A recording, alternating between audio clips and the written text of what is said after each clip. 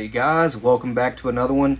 Today we're doing a buckshot assembly that's a little bit different. This is 2.5 inch 12 gauge. Now I don't do a whole lot of 2.5 inch 12 gauge. Josh actually does put together more than I do of 2.5 inch 12 gauge. He has a few of these. What these are Shadite 2.5 inch 12 gauge hulls. They are scabbed, ready to go for a fold crimp or a roll. Pretty good haul, like any Shadite haul is, but these are Josh's. He let me have quite a few of them, honestly, to do some videos with, and what we've come up with here is an 8 pellet single-aught assembly, which is 31 cal this time, not 32 cal true single-aught. This is 31 cal, which is I believe it's Wade Rush's favorite buckshot size, actually. I've heard him say numerous times if he could have only one size to use, it would be the 31 cal single-aught, which makes good sense. It's a very, very good size. It fits by 2s in any 12 gauge wad and by 3s in most. So, pretty versatile pellet. Still a pretty large pellet too. Plenty of energy. I like it too, but I actually prefer 30 cal number 1 buck a bit better. So anyway, we are using a normal 2 3/4 inch wad here, which is the Claybuster CB0118-12, a clone of the Winchester WT12 wad, and we call this the Claybuster Orange wad. So if you ever hear us say the Claybuster Orange wad, this is it, the CB0118-12. It's meant for tapered holes, so we will have to flare out the bottom of it, the gas seal portion, to fit this straight wall haul, which is no big deal. It takes literally about 5 seconds. You could also use a 1 inch square piece of paper towel, napkin, whatever, something like that to go underneath the wad. That will also seal the powder. But the dust we're using today is this one. And guys, I've said this before, I do not like this stuff. Or dusts, you know what I mean by dust, like this one. It's not that it's extremely fast burning, that's fine. It is that it's very dense and it's fast burning. It takes up basically no room inside of hulls, which is actually great for mini shells. Something with a very light payload, like under an ounce, and a short haul like that, this makes perfect sense for it. But for a 2 3/4, you use such a little amount of this, and it's so high density that it takes up, again, basically no room in the hull. You either have to use filler wads or shorter hulls to get 1 ounce, ounce and an eighth. Especially in 2 3/4 inch, this is not a great dust to use unless you're using a tapered hull, and then it's fine because the high density, low volume that this takes up just works out in tapered hulls because they're tapered at the bottom. Anyway, if I was going to put together a whole bunch of these, I'd be using stuff like this or these two. Something that's not so high density, a larger flake powder that takes up quite a bit of room comparatively. Now we are using, today's number is 23. 9,500 psi, roughly 1350 FPS, roughly. I'm going off a published recipe. I'm backing it down a little bit, so I don't know if the listed pressure, not problem, listed problem. The listed pressure is 10,200 psi, 1550 FPS, 7/8 ounce. But I'm backing it down because we don't need that high velocity with buckshot. Pressure's fine though, but I figured people that are doing 2.5 inch 12 gauge, they might have older guns. They might want a little bit lower PSI. So 1350 FPS, again roughly. It's still plenty. That's insane speed for buckshot.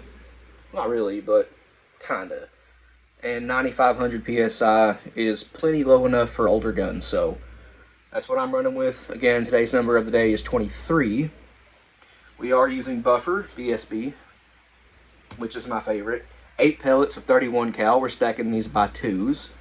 Why by 2s instead of by 3s for 9? Well, because pellets stacked by 3s, even if they're in a shot cup, tend to spread out a little bit more than pellets stacked by 2s. It's less pellet contact, pellet to pellet, less deformation. The less deformed the pellet is, the better it's going to fly. The more round an object is, the better, straighter, truer it's going to fly. So if you're asking me, pellets should always be stacked by 2 if possible, unless you're using a really small pellet in a larger gauge like 12 or 10 or 16 or something. That just would be really hard to get them by 2s. Say number 2 buck, we'll go ahead and stack them by 3s, 4s, whatever. It doesn't really matter. You can go to a tighter choke with those smaller pellet sizes. For it will help with the pellet deformation thing. You can still get tight patterns out of stuff stacked by 3s and 4s and 5s. Look at number 4 buck, for example. Those stacked by, what, 7s in 12 gauge and 8 in 10, I think it was. I think it's 8. Anyway, and you can get insanely tight number 4 buck patterns using a full leaf non-tox wad, 680 diameter choke, roughly, in 12 gauge.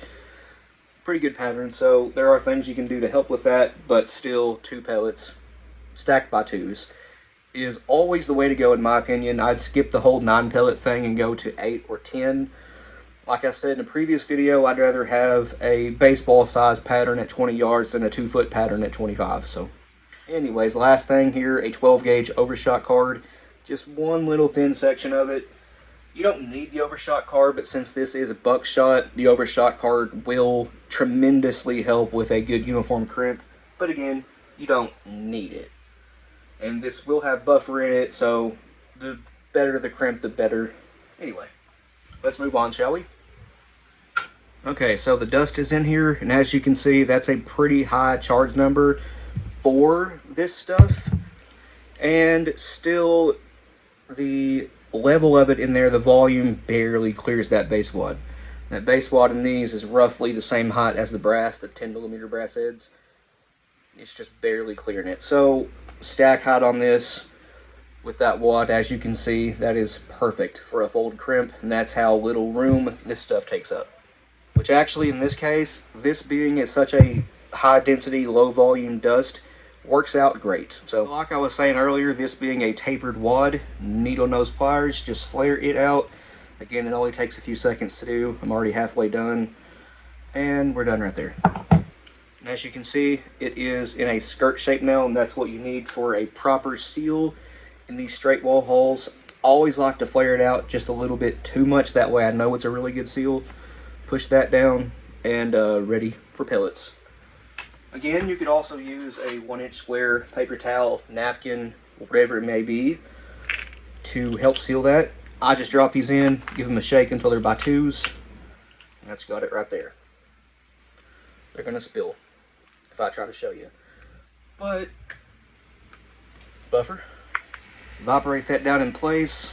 I use a vibrating massager from Amazon, and just go to the top row of pellets it's peeking through. I got a little bit too much buffer in that one, but that's fine. This is a 0.9 ounce assembly without the buffer. It's a 0.86, I think. But as you can see, stack height is perfect. 6-point fold.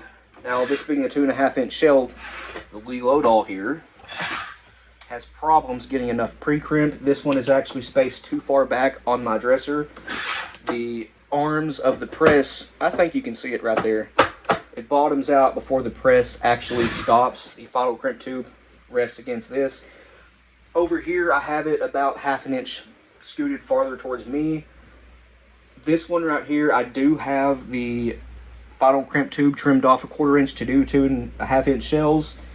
But again, it's too far back. So what I do is I actually just grab a, well, in this case, it's a Flex Seal wad, but anything about 1/2 inch tall to give me just a little bit more clearance for a 6-point fold crimp. And there it is right there. Looks pretty good. Now we'll hit it with the Rebacitor. But it does this. That one came out really nice, actually. And I always say this, but it creates a crease around the top edge of the hull for the final crimp to sit down into. You end up with a really nice, even factory style crimp. Now, also, because this is not, you know, far enough forward on the dresser, it can't reach the top of the shell, even though it is cut for a 2.5 inch shell. The final crimp tube is just plastic. If you guys didn't know, you can trim off 1/4 of it, and it'll do 2.5 inch perfect. That is the only modification the Leload All needs to do 2.5 inch shells, and you need to have it mounted slightly farther forward on your press. Let me measure that for you real quick, because this is exactly 1/2 inch more forward than that. Well, I remember it was anyway, but this one is, make sure that's set to 0. Okay, and from edge to edge, this is 0.84, which is too far away, and this side is 0.49, so roughly, anyway, 1/2 inch. Let's just call it 1/2 inch.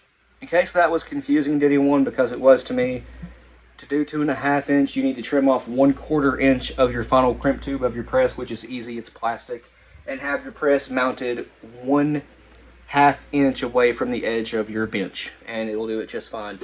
You have to have enough clearance downwards for the bar of your press to sit back into. Anyway, Flex Seal, set that right there. Oops, too far forward. And we'll just give that the final credit. Flex Seal cooperate. And it looks like this. Looks really good. Just like a factory shell. Now again, it's about, well, 2 in the morning now. Different day. But I can't use the BN2 right now because everybody in my house is asleep. So I'll hit that with the BN2 in the morning. But just imagine this looks like this. Yeah, it's tapered really well. Really nice taper on that one. A little bit deeper set. And that's how that one would look too. Where'd I put it? Oh, here it is. Thought I lost it. The BN2 makes it look like the one right here. But that's pretty good. eBay. Search Leload All Cone Crimp. You should be able to find this. I think the people that actually make this now have this and something similar, a copy of the Rebacitor, available as a combo for a pretty good deal. So that might be interesting to some of you guys, of interest to some of you guys. But I'm going to show you what happens if you go a little bit too hard with this thing. For some reason, this one actually fits very tight. So I'm going to use Gary's wad nudger there to help seat it. This is what happens if you go a little bit too heavy-handed with it.